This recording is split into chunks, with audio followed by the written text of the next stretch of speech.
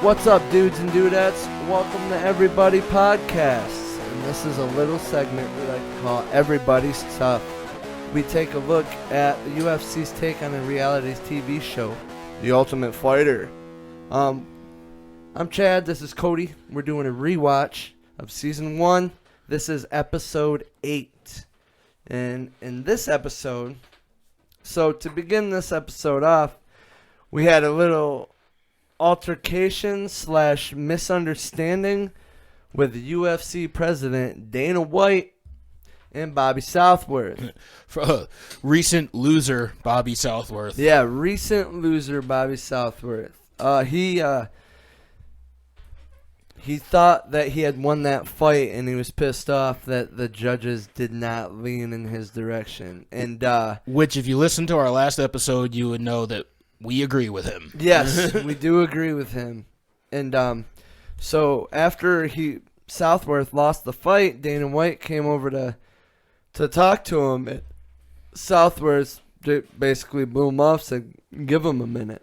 But he said, "I don't need no fucking pep talk right now." Yeah. Which pissed Dana off. Pissed him off. Who the fuck? You are a fighter who is trying to get into this major organization, and you just told the president of that company basically to fuck off. Yeah. Dana White really flexed his muscles in this episode. Yeah. He was just like, "I run this place. You don't talk to me like that. I feel disrespected." He's like, "I don't care how good you are. You could be the best fighter in the world. I'm in charge. And if you want to make it in this business, you gotta impress me."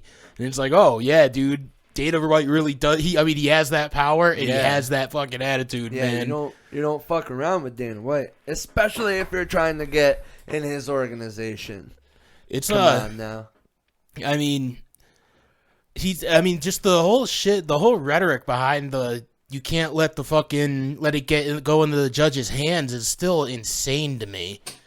Because they still say the same shit now. Like, it's still like now, fucking 15 years later, you still hear that same shit, and it's like, this is why there's still a problem with the judging. Because instead of Dana White himself standing up and saying that judging is a problem, he just pushed this, well, don't leave it to the judges then. Yeah. Like, he didn't give a flying fuck about how good the judges were. Like, if anything, for him, that was just a leaning point for him to be like, well, make these guys fight harder then. Yeah. You know? And it's like, that's why now when, like, especially when they go to Texas, there's always a fucking horrible call on, like, every card. Yeah, isn't that strange? You know? It's like they didn't, for the past 16 years, it's been a problem, but they just didn't bother fucking doing anything about it. Who do you think should be judges? I think it should be like ex-fighters. I can understand retired fighters or something. I can understand why they don't pick retired fighters, because they don't want to pick people who have a relationship with somebody in the fight. Yeah, okay, I get that. Like, I get that, but at the same time, like, I feel like you could pay off a judge anyway, even if you don't know him. So it's like, to me, I would say, yeah, I would prefer retired fighters, but I would also prefer like a new system rather than just a 10-point system. Yeah, right. I like. Have you fucked with Verdict at all? No. I like Verdict. They just have like a global scorecard where anybody who it's a free app. Anybody can get on there and judge the fights live as they're happening. That sounds like fun, dude. Yeah, I've got it on my phone. It's like no money and shit involved. No. It's just. No, I don't even think there's an option to buy anything or anything like. I think you could buy like T-shirts, like a Verdict T-shirt if you wanted to, but there's nothing in the app that asks you for money. You're awarded points, and then you can use those points to bet on the fights if you want. But it's not real money that you're betting. You're betting on, like, before the fight happens, you can go through and make your picks, and then you get more points. If you fucking win, you know, you can upgrade. They have it on like a belt system where you can upgrade yourself from a white belt to a blue belt to however order it goes. I'm not sure the order of the jiu-jitsu belts, but yeah, like it's all free. It's all just like a point-based system, and anybody can use it, and you can vote you can judge the fights live. That sounds pretty cool. I'm gonna fucking download this app, dude. And also, like, what they do too is, instead of it being like how it is now, like if you win 2 rounds, you win the fight. Instead of doing that, what they do is they have the points right down to the 100th decimal, and they average out the points. So if you win, you could win or you could lose 2 rounds, but if you absolutely fucking dominate that third round more than, like, say you lost the first 2 rounds, but it was only by like 1/10 of a point. But then you dominate the third round by a whole point. Yeah. You could win the whole fight even though you lost 2 rounds. That's pretty technically fucking wild, dude. It's a really cool. A lot of the fighters have been promoting it right like now. That seems like it'd be. That's just something else to get me even more interested into the fight. Yeah, I could also say that putting the judges out there a little bit more might help. Like actually like giving them some kind of consequence when there's a bad fucking call, you know? Because nothing happens to the judges. The fighter, when there's a bad call, the fighter loses money. The judges loses nothing. The judges lose nothing. Yep. You know? Or maybe referees could be judges too. Ex-referees or maybe current referees. I wouldn't be opposed to that. I think a lot of the referees are more passionate about it than the judges are. Yeah, absolutely. You know, I would trust the refs over the judges like 100 times. Or 99 times out of 100, you know? Yeah, I think it would be a good idea. All right, back to the episode. Let's get back to the episode. We just went on like a 10-minute rant about reffing. We did. And that's something that happened in the last episode. So, dun, we have a face in the house again. Somebody came back. Yeah, so Nate Quarry had to get a fucking MRI, and it came back that he had to have surgery. So he cannot compete anymore. That was the thing that was what we were waiting for on the edge of our seat, because Dana White said obviously if he had to go in for surgery, he would not be in the competition anymore.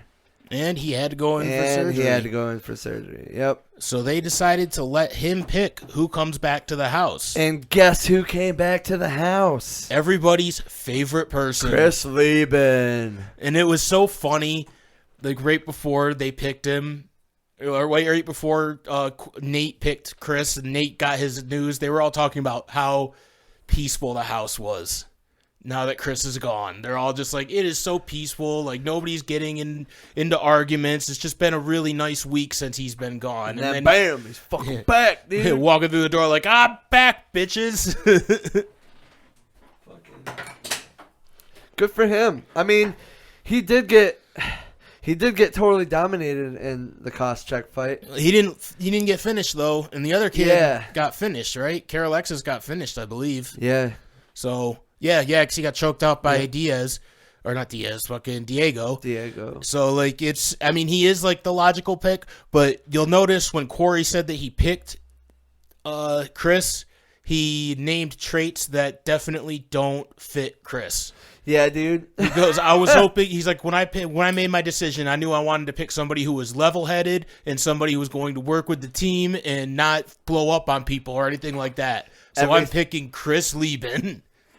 Everything that he is not. Yeah, everything. We've definitely seen Chris blame other teammates for failure. We've definitely seen him blow the fuck up. Yeah, he's broke shit in the house before. So that's not really a level-headed person. Yeah. If you ask me. Yeah, so, but they're buddies. I think I said that in like the first episode. You'll notice that Nate Quarry and Chris Leben and Randy Couture have like a little 3-way like friendship thing going on where they know each other before the show started, so they're all helping each other in the show. Yeah, we're very, very clearly seeing this right now. And next we had another weird challenge. Also, they did let Nate stay.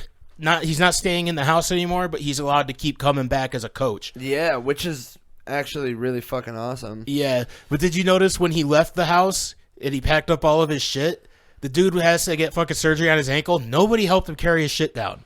I didn't even pay attention to that. He had like 3 bags over his shoulders, wasn't using his crutches, walking down the stairs, and it's like, this dude's hurt. Like, nobody in the house was like, hey, can I carry that for you? You all are pieces of shit. God damn. But the challenge we got, so a couple guys just had to drag punching bags through mud. That looked like it sucked. It did look like it sucked. And Couture's team won this one. Another challenge. It kind of looks like things are starting to look up for Couture's team. Who was dragging the bags? Wasn't it Rafferty and Leben. On Couture's, and then Koscheck and I think Florian on the other team. Yep, Koscheck. And Koscheck was pissed. Yeah. Took off his boot, chucked his boot. Yeah. And since Couture's team won, Couture made Josh Rafferty, and since Leben said that he had just fought less than a week before, that he made Rafferty pick who he wanted to fight on Liddell's team, who he is all friends with. He made him pick between, like, I wrote down, it felt like during this pick, it felt like they were making Josh Rafferty pick his executioner. Yeah. You know, like he didn't want to make the pick. He felt like he basically outright says all these guys can beat me. Yeah. He outright says, like, I am worse than those three guys. It doesn't matter who I pick. It's the same story no matter what. And who'd he pick? Diego Sanchez. The one who ends up being the biggest animal out of all of them. Yeah, dude. And it did not take long for Diego to finish that fight. He was dominant the whole time. Got him down on the ground and just beat the shit out of him. Yeah, I think the barrage of punches, dude. Just ground and pound. Yeah, I think the fight ended in a little over 2 minutes. Yep. First round. A rear naked choke. Yep. Fucking Diego Sanchez's specialty right there. That's the second guy in the house that he's taken out with a rear naked choke. Yep. But this time, they were supposed to be friends, and Diego Sanchez was not playing around, man. Yeah, dude. He took him right down and just started going, just fucking going for it. And you could tell he was putting everything into that ground and pound, because fighters only make noise when they're giving it their all. When they're throwing their hardest strikes, they're always letting that. And Diego, when he was on top, for like, it was never ending. Yeah, it made was a me minute. laugh. Made me laugh a little bit. He beat him for a minute and a half easily. Yeah. Like, he beat him for a minute and a half and then tapped him out. Yep. I felt bad for the kid. I really did. I felt bad for Josh Rafferty. I felt bad when he had to get switched over to Team Couture, and then I felt bad when the team was like, you got to pick the guy you're fighting, man. And it's the three guys he's been hanging out with since he walked into the house. Yeah, and then he got totally fucking dominated by him. Yeah. So, yeah, maybe he shouldn't have had so much doubt on himself going in. Maybe he should have built himself up a bit. Yeah, I think that was a huge issue. Like, he clearly had no confidence in himself in any of those fights. Any three of those fights, he had zero confidence that he was going to win. Yeah, and that's a big deal for a fighter, dude. You got to have that mental stability, man. He lost the fight for himself before he even started. Yeah. It seemed like right from the beginning, it was like, this is what's going to happen. I'm going to go in there and get my ass kicked. And that's end of story. And the story is right, because that's exactly what fucking happened. Yeah, I thought it was funny. I wrote it down. I said Diego gets the source of all of Diego's success comes from the electricity in the clouds. Because he fucking just goes out during the storm. He just goes out into the rain and starts doing yoga and shit, and meditating and shit. What a crazy bastard, dude. And he's like, I go out during a storm and I absorb all of the energy from the clouds because I know there's a lot of electricity in the clouds during a storm. It's like, okay, buddy. That's a pretty wild theory right there. It's hard to argue with him, though, man. I mean, he proved why, throughout this whole season, he proved right away why he's a fucking Hall of Famer now, you know? Like, the dude is a fucking animal, and he's always been a fucking animal. Yeah, we've seen that, in this season, we've seen it twice. Him just completely maul guys. Yeah. And we're probably going to see it again, right? Oh, yeah, for sure. For sure. Diego Sanchez is a fucking monster. And bye-bye to Rafferty. I'm sorry, guy. I mean, it was forever ago, but... Yeah, I'm sure he's completely moved on with his life at this point. Yeah. Like 16 years ago. Couture's team lost another guy. Which I feel like next week they're going to have to switch somebody else over. Yeah, dude. I mean, like, what else are they going to do? Who do they even got left? I mean, it's Kenny Florian, Josh Koscheck, and Diego Sanchez. And I feel like I know I just watched it. I can't tell you who they switch over. I think I have an idea. But it's like, who else are they going to pick? He's not going to want to fucking send over Diego Sanchez. Diego Sanchez has already dominated 2 guys in the first round. So he's not going to want to get rid of him. And he seems really buddy-buddy with Koscheck. So I feel like he's not going to get rid of Koscheck. So if I had to guess, Florian's going over to Team KOTOR. Yeah. Yeah, that's probably going to happen. That sucks, man. I feel bad for the guys. But And I think he's going to have to give up a light heavyweight too, right? Man, who's left on KOTOR? Leben? What, for light heavyweight? Yeah. For light heavyweight, it would be not fucking Leben. Bonner. Yep. The Alex Schonover guy. Okay. And Mike Swick. So I guess he's got enough guys for light heavyweight right now. And it's only middleweight is Leben now, right? Yeah. Yeah, Leben, and then Lydell's got 3 middleweights, so he's gonna have to send over a middleweight. Yeah. Oh shit, dude, that's fucking gay. Yeah, that sucks. So who does the light? And right now, Lydell has Hoger, Griffin. I think that's all he has. Is Hoger and Griffin as his light heavyweights. So, and then KOTOR needs a light heavyweight. So I feel. Well, no, KOTOR doesn't need a light heavyweight. He's got the 3 guys. Oh, he needs a middleweight. He needs a middleweight. He needs a middleweight. So it's between Sanchez. Sanchez, Koscheck, and Florian.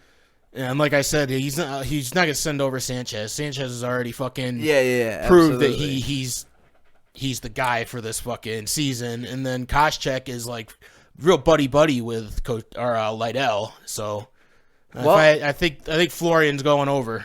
This will be fucking interesting then. Which means Florian's going to have to fight his friends, too, just like Rafferty did. Yeah, dude. What a shit end of the stick. Yeah, they really are like getting almost punished for doing well as a team. Because the whole, they've lost 2. Lydell has had to give KOTOR's team 2 fighters so far. Mm-hmm.